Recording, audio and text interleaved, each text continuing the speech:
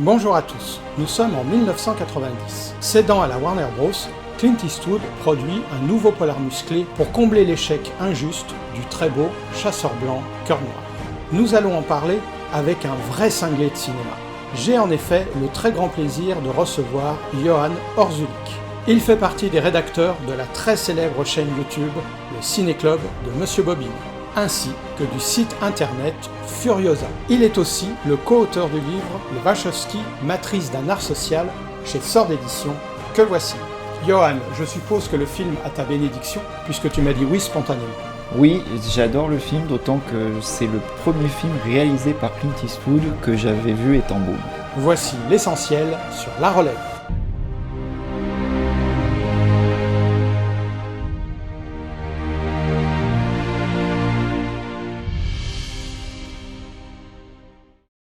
La Relève de Clint Eastwood, sorti en 1990. Ici, Clint Eastwood est le sergent Nick Puwolski. Avec son partenaire, il tente de démanteler un réseau de trafic de voitures dissimulé par un atelier de carrosserie qui démonte illégalement les véhicules volés. Ils réussissent à appréhender le grand patron allemand, Strom, en train de faire charger par sa bande un semi-remorque avec les voitures. Mais le camion leur échappe et son partenaire est tué pendant l'opération. Puwolski doit continuer son enquête avec David Ackerman, une jeune recrue issue d'une famille aisée et hantée par la mort accidentelle de son frère.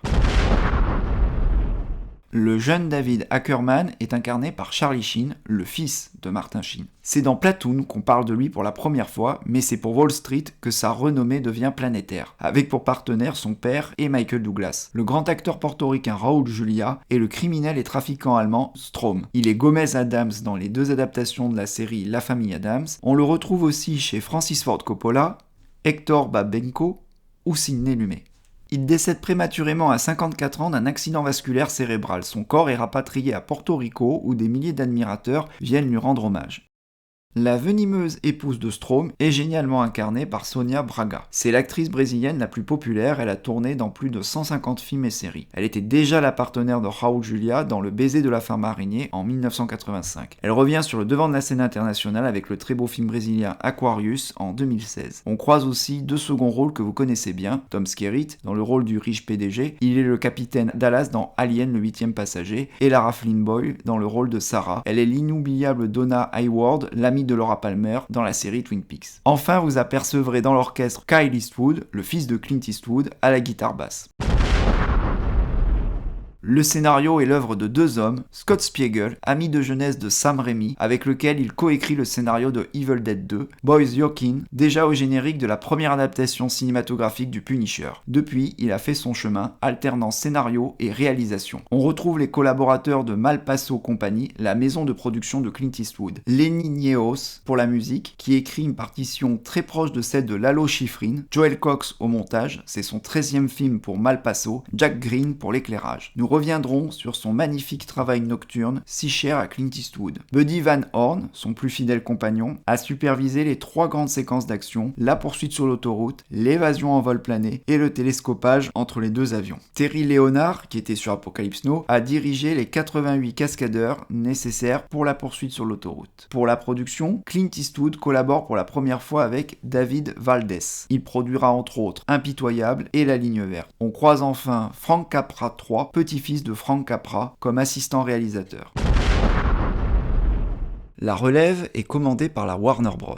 En contrepartie, il peut réaliser Chasseur blanc, cœur noir, un film plus risqué sur le tournage d'Africa Queen de John Huston. Clint Eastwood réalise un polar d'action et un buddy movie. Son film contient une grande séquence de carambolage sur l'autoroute. On lui conseille d'utiliser les premières images de synthèse pour l'accident. Il n'en fera rien et dépensera une fortune en réel accident et en pyrotechnie.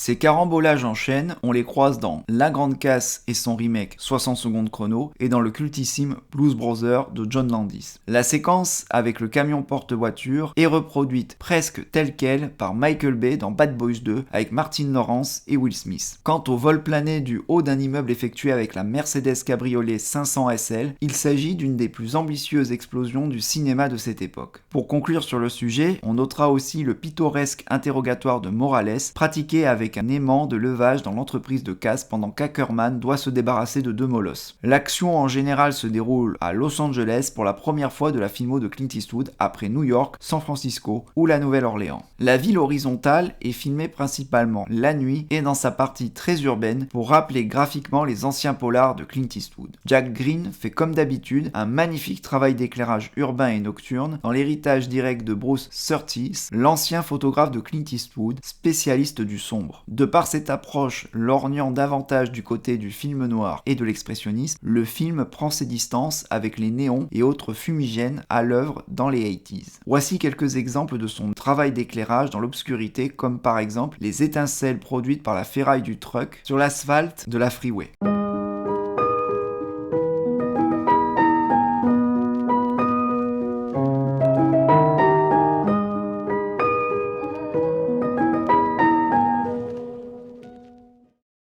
Aviez-vous remarqué? Avant l'agression de Sarah, le malfaiteur zappe sur Tarantula de Jack Arnold avec une des premières apparitions de Clint Eastwood.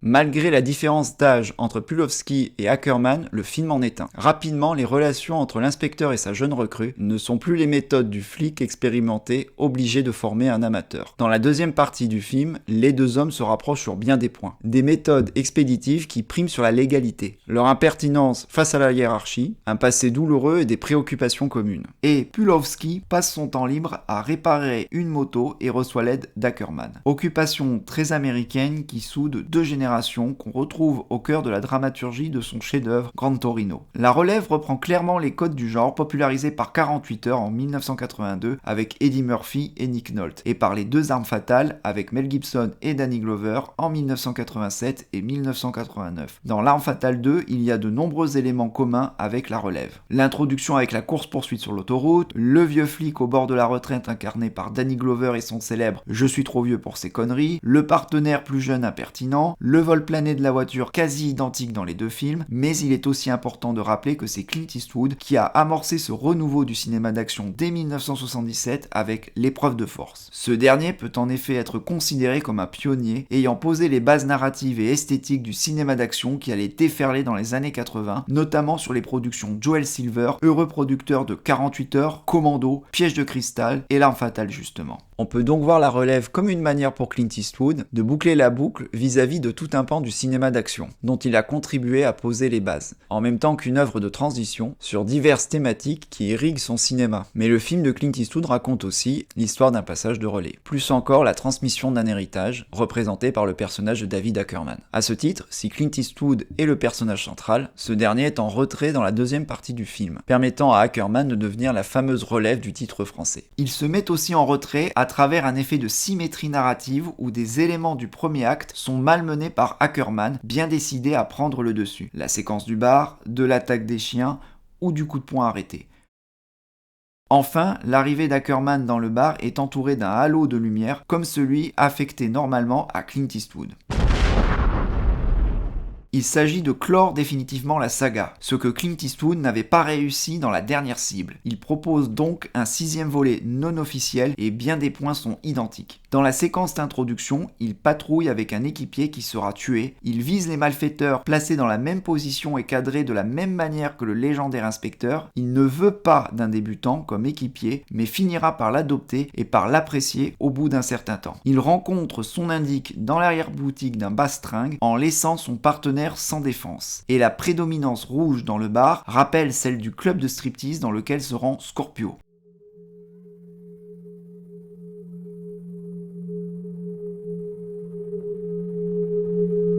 C'est dans la manière dont sont abattus les vilains qu'il y a le plus de similitudes. Pendant la course-poursuite à pied dans l'aéroport, les tapis roulants rappellent ceux de la carrière de pierre de l'inspecteur Harry. Strom est tué juste après que l'inspecteur le foudroie d'une punchline finale « J'ai plein de raisons de ne pas te tuer, mais là, j'en vois aucune » aurait pu être dit par Harry Callahan. Enfin, le cadavre de Strom est emporté par le tapis de récupération des valises comme celui de Mike empalé sur un cheval de manège dans Le Retour de l'inspecteur Harry. Et le doute n'est plus lui permis dans un épilogue jubilatoire. Pulowski / Harry est promu et se retrouve en costume-cravate derrière un bureau, parvenu au grade de cette hiérarchie qu'il a toujours combattu. Une manière aussi pour Clint Eastwood de nous montrer le changement d'une époque. En 1971, ses méthodes étaient taxées d'ultra-réactionnaires. Aujourd'hui, elles l'amènent à être décoré et installé au plus haut grade de la police.